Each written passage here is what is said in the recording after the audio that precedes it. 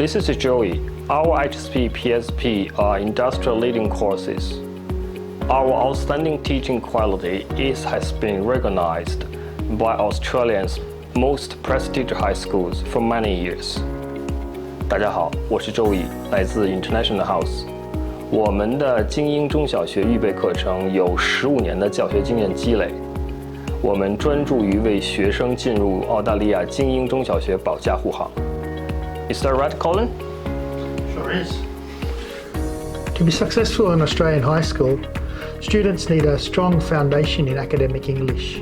So students need to understand the different writing styles and the different reading strategies that are necessary for success in Australian high schools. So in our HSP program, we have a very strong focus on developing the students' skills in these areas.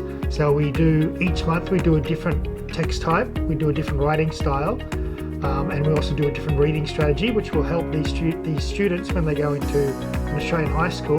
They will understand the concepts and terminology needed to focus on the different topics that they are studying in school. So in Australia, when students are in primary school all through their younger years, these writing styles and these different writing formats, these reading strategies are all explicitly taught to the students.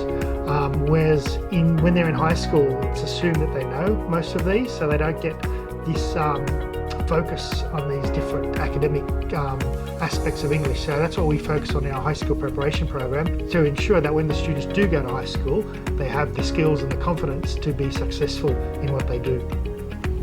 We have small classes here at our HSP preparation program, so each student gets the individual care and support of their teacher throughout their time here.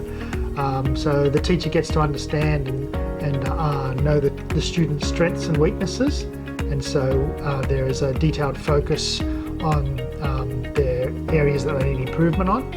The teacher will then write a detailed progress report at the end of each month, and this report reflects on their students' progress, shows how the students have been progressing for the month, and then this report is also sent to all the major stakeholders, so the schools and the parents and the agents. Our HSP program has been running for 15 years now in Sydney. We have a good relationship with a lot of the major private independent schools in Sydney. And we have a very strong syllabus and curriculum that we've worked on for these past 15 years. The schools have given us their approval and support through these times. So one of our strong points is this relationship we have with the schools, and ensuring that the schools are kept up to date on the progress of their students that are coming to them. I believe that the HSP program helps students to get into high school in Australia in a way that we have 3 different lessons throughout the day. In the first lesson, we do a textbook which involves vocabulary, grammar, reading. The second lesson, we have a text type, so that actually exposes students to lots of text types they will be looking at in high school and learning how to write these different text types.